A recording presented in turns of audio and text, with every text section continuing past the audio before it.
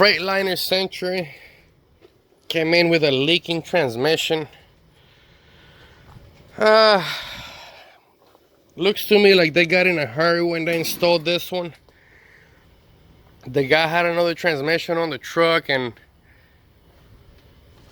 it had no oil, so it ground itself, and then they installed this one. But whenever they did the job, they stripped a bunch of bolts that go on the flywheel housing, and they left everything just horrible. I mean, it was leaking from the top. They didn't do a good job at all. I'm having to redo this whole transmission job. I took it all apart because the input shaft was completely chewed up. I got a new input shaft. This is a metric transmission. This is what the top of it looks like. I just got through servicing this high and low piston. I installed all new parts on it so that we don't have any issues down the line. The input shaft on this transmission was in terrible shape.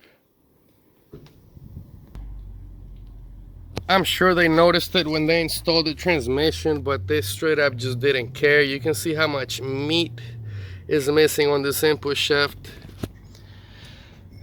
This tip right here rides on the pilot bearing, which is mounted on the flywheel. And I mean, it's missing 0.005 of an inch worth of metal on that tip. That's what the input shaft bearing looks like. This one is mounted at the base, and then this one in an essence is at the top. But by it having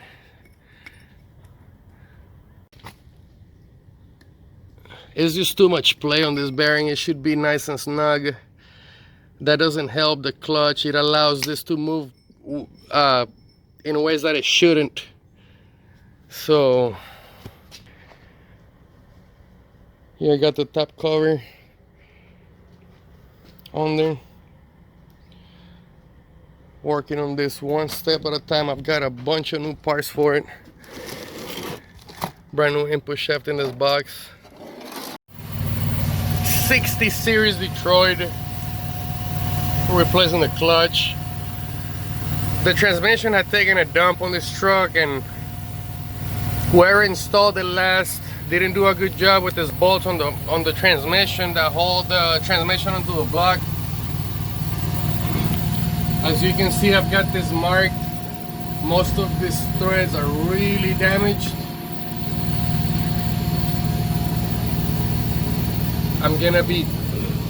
This one here has a broken bolt. We're gonna be extracting that one.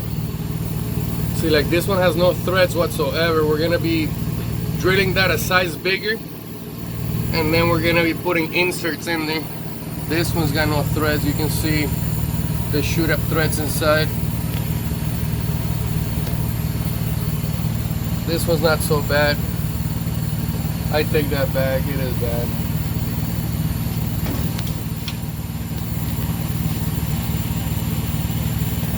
This transmission's weight 800, 900, 1,000 pounds.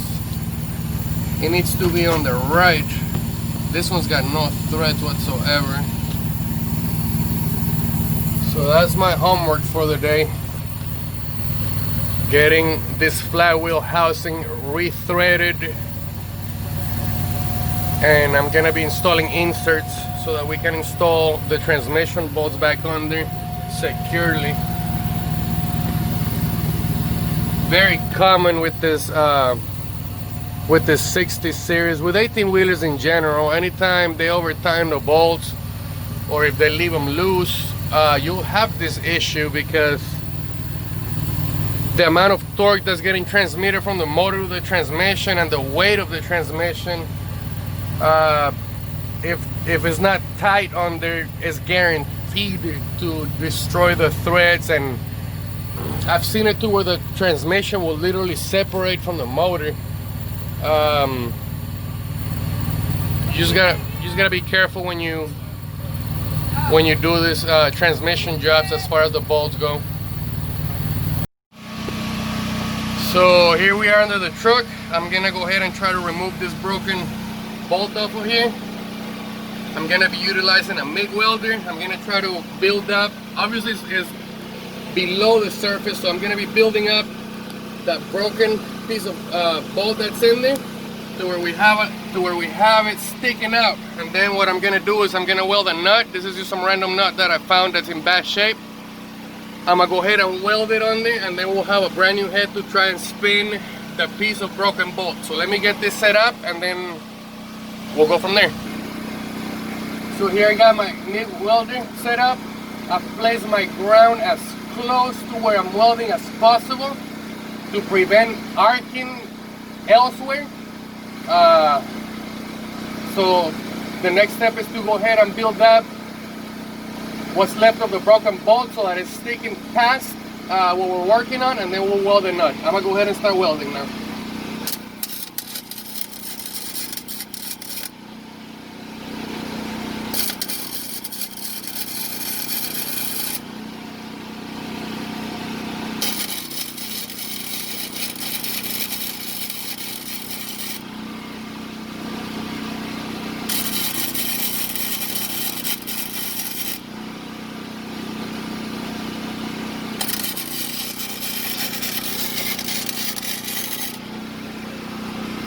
So it's almost sticking out.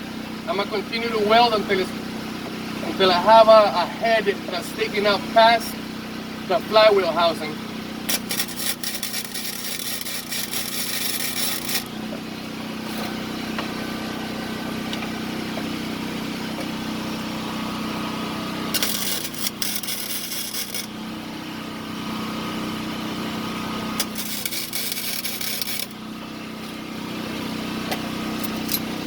The next step is to grab the nut that we're gonna weld on there. We'll grab with some pliers so we don't burn our hands. We'll place it over what we're fixing, and we'll weld this solid.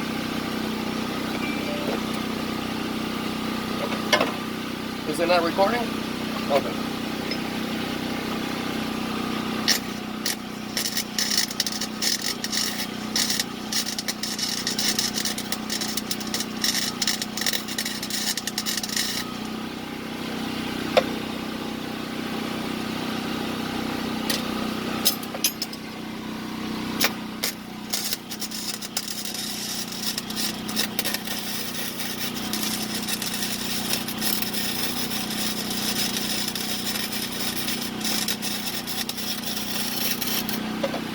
We'll let that cool off a minute, and then we'll try to spin it out. The welds don't look that great. We're not worried about how it looks. All we care about is having a solid weld from the broken stud to the new nut that we welded. And then what we'll try to do is spin it out with an impact. I'm gonna attempt to remove this bolt now. It may fracture at the weld. We may have to try this 2, 3, 4, 5 times, as many times as it takes. I do not like drilling because that damages the threads. More than likely we're gonna have to rethread that hole anyways. But by doing it this way, you get the whole chunk of the bolt out, and when you start drilling, you may go in there crooked. It's just too many variables that could go wrong doing it any other way. Let's go ahead and try to use our impact to remove this broken bolt now. See, it fractured right at the nut. I'm gonna go ahead and weld another nut, and we'll try it again. Pause it. So I just welded yet another nut on there. Same principle. I welded it a little bit hotter this time. We're gonna go ahead and try to spin it out. So we're gonna go ahead and try to remove it with the impact now.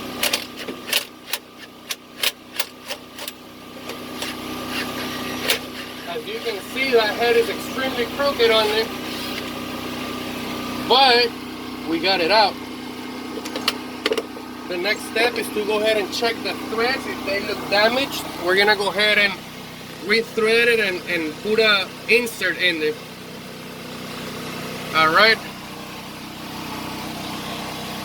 Next step will be to go ahead and drill that out, tap it a size bigger, and then put an insert. Okay. So here we are about to helicoil these damaged threads. I got my helicoil kit right here. Every helicoil will tell you what size drill bit you need. This one in particular is calling for a 29 by 64, which is what I got mounted on my drill. And the next step is to go ahead and drill these holes. After that, we'll go ahead and use this tap to create a new thread, and then we'll put the inserts so that we have the factory size hole by the time we're done, so that we can put the transmission back on and have somewhere to thread the bolts onto, because as of right now there's no threads in there. Okay, so we're gonna go ahead and do these two on video just to show you guys what the process is like. I got the drill bit installed. It's the right size according to what it says on the package. We're gonna go ahead and drill this holes then.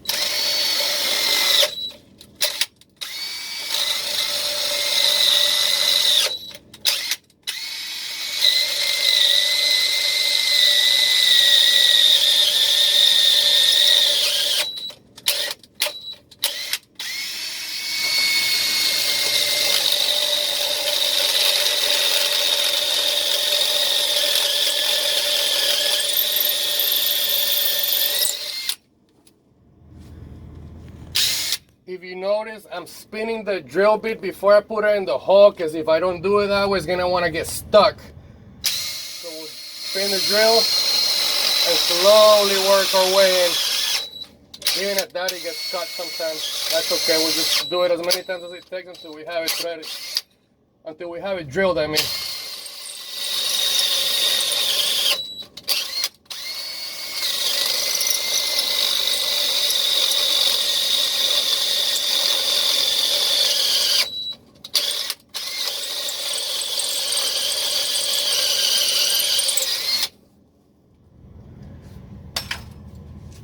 We'll go ahead and spray a little brake clean in here to get the shavings out of there.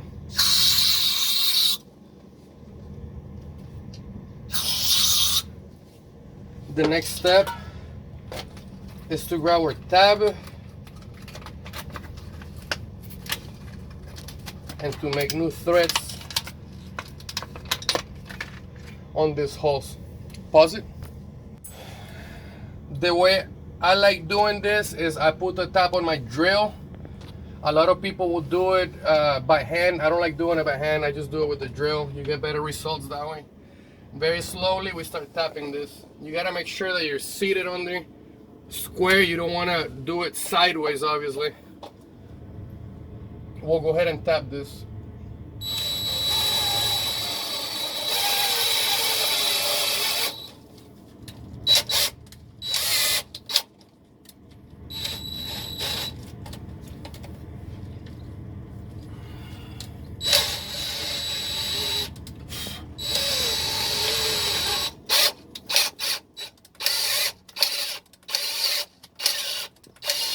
Pause it. Okay.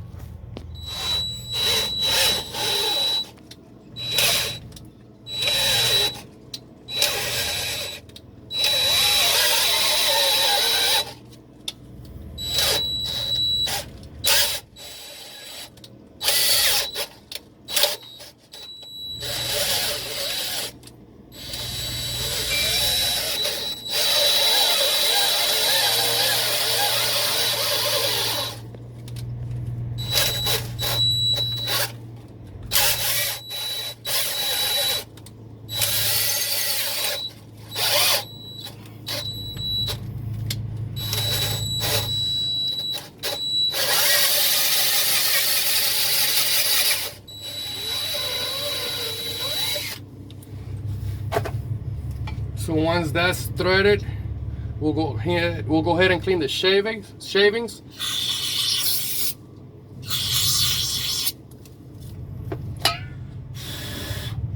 And then we'll have a brand new thread on there that's larger than the original diameter. The next step is to grab some Loctite, apply it onto this insert, and then we're gonna thread this insert on here. And what this insert does is it gives you the factory size that you had to begin with. The only reason we're making a larger size thread on there is so that we can fit this insert in there. The Loctite is gonna prevent this from moving, and then we'll be able to just install the transmission and place the bolts on there as if nothing ever happened. Pause it. Oh, fuck, like brand new.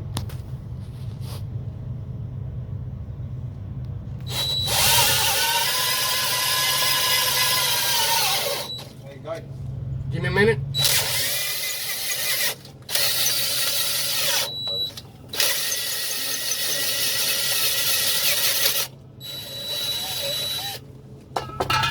There we have that one threaded. We're gonna go ahead and clean it with a brake clean.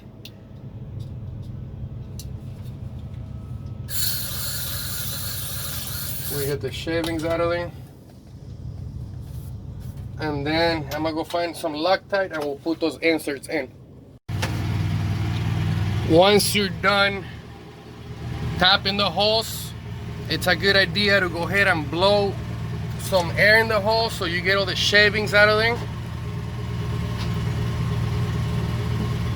And then after that, we can apply a little bit of Loctite to the outside of these threads and we can go ahead and install them.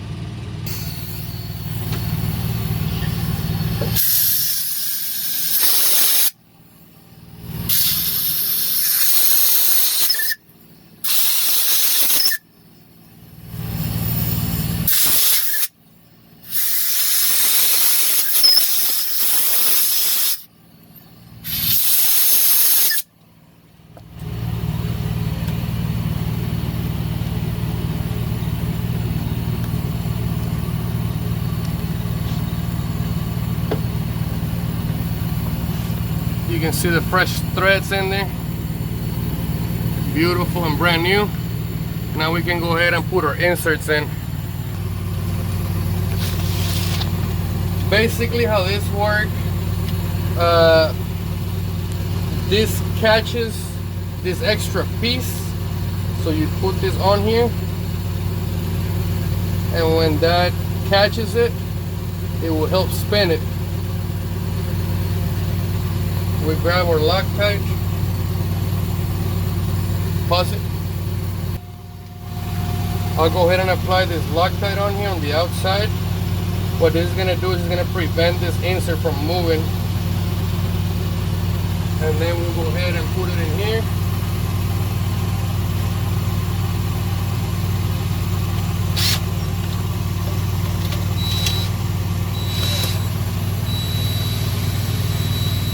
From the top though, so I can really see what I'm doing. We'll put it in there. I like to put them in a little bit past flush so that it doesn't interfere with the part we're installing or the bolts. We clean the excess thread lock, and we're gonna be left with this extra piece. So what you have to do is put a screwdriver in there and knock this extra piece off of the insert.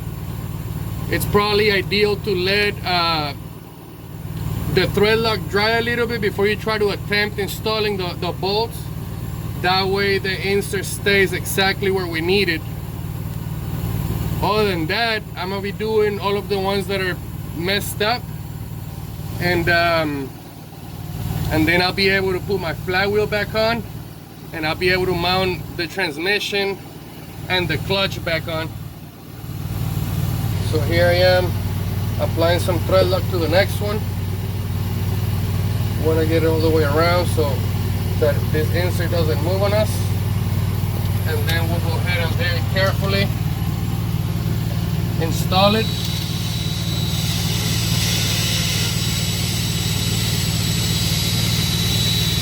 We'll go a little bit past flush, and then let's push it in just a little bit further.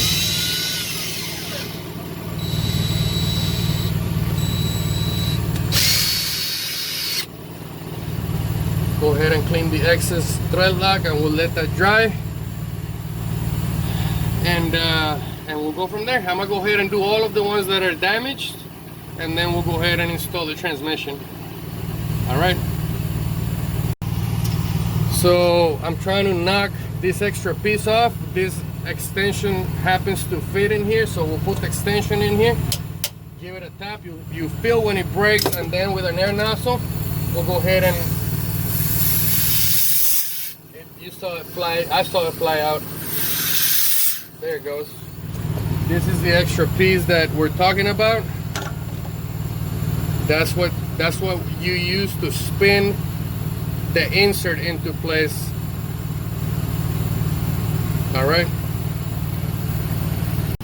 So here we have the final result. Some of them did not look that bad, so I ended up not doing them. This one got fixed. This one got fixed. This one got fixed. This one got fixed. That one, that one, that one, and not those 5 at the top.